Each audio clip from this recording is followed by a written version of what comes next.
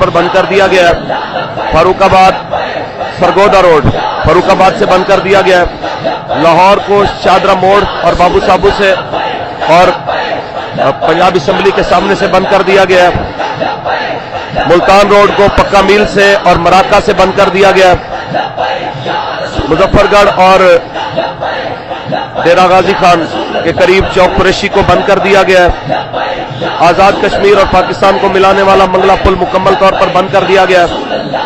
فیض آباد کا پل مکمل ہر طرف سے آنے والی ٹریفک کو جام کر کے بند کر دیا گیا ہے۔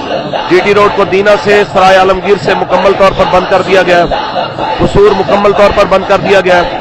کراچی کو سوراب روڈ سے بند کر دیا گیا ہے۔ چترال روڈ اور تورخم جانے والی جو روڈ ہے پشاور سے اور پشاور جی ٹی روڈ اس کو بند کر دیا گیا ہے۔ اور اس کے علاوہ جو علاقے ہیں اور اعلان کافی سارے ہیں لیکن جب تک ان کی تصاویر نہیں آتی ابھی ان کا اعلان نہیں کیا جا رہا۔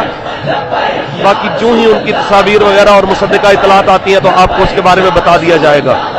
قبلہ استاد گرامی کا حکم ہے کہ ریلوے اور ایئرپورٹس جہاں بھی آپ کے قریب ہے تو ایئرپورٹ جانے والے رستوں کو اور ریلوے کو مکمل طور پر بند کر دیں۔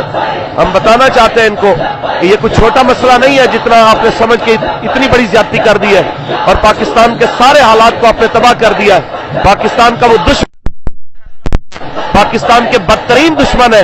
آپ نے اتنا باہر سے چندہ نہیں مانگا، بھیک نہیں مانگی جتنی آپ نے یہ حرکت کر کے ملک کی معیشت کا بیڑا غرق کر دیا ہے۔ شرم آنی چاہیے ایسی حرکت کرنے والے ججوں کو اور وہ لانتی جج اور اس کی حمایت کرنے والے وہ تمام ذمہ داران یہ یاد رکھیں کہ اس کا صلہ انہیں بھگتنا پڑے گا انشاءاللہ اس جہان میں بھی اور اگلے جہان میں بھی۔ باقی تحریک لبیک یا رسول اللہ کی قیادت جو فیصلہ کرتی ہے کارکن انشاءاللہ العزیز ہر لحاظ سے اس کے لیے تیار ہے۔ لبیک لبیک لبیک۔